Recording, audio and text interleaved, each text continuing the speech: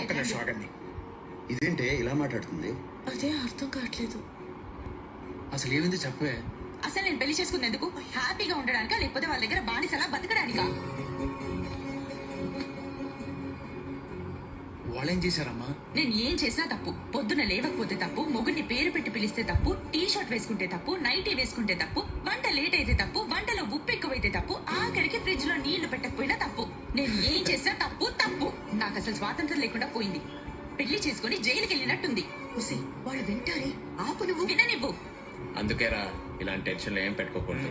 అలా హ్యాపీగా సింగిల్గా ఉండాలి.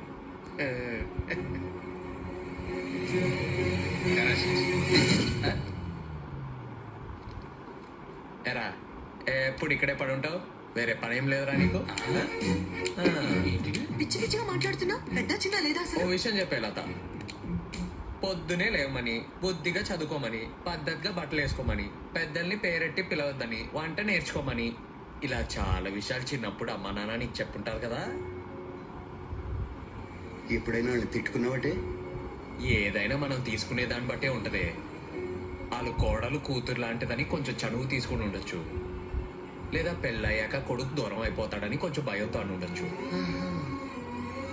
వాళ్ళకి ప్రేమతో దగ్గర అవ్వాలి గాని కోపంతో కాపురాన్ని కొల్లేరు చేసుకుంటావా? మామయ్య, అత్తయ్య, ఇలా రండి. తరాలు మారిపోతున్నాయండి. మీరు మారాలి. ఓ ఆడపిల్ల పుట్టింటి నుంచి మెట్టింట్లో అడుగు పెడుతుందంటే కళ్ళల్లో ఏ ఆశలు పెట్టుకొని వస్తుంది. పెద్దరికం పేరుతో ప్రవచనాలు చెప్పి మీ కోడల్ని గుప్పెట్లో పెట్టుకోవాలనుకోవద్దు.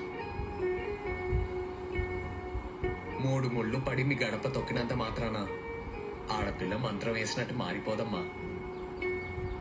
మనస్తో ఎవ్వరం టైం పడద్ది.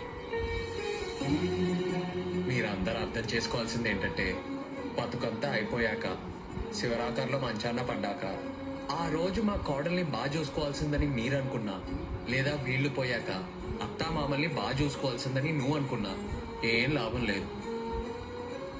బతికున్నప్పుడే కలిసి ఉండాలి. పెళ్ళంటే తంతు కాదమ్మా, ఒట్టు. ఒట్టేసినట్టే. మరి ఒట్టేశాక నిలబెట్టుకోవాలి కదా.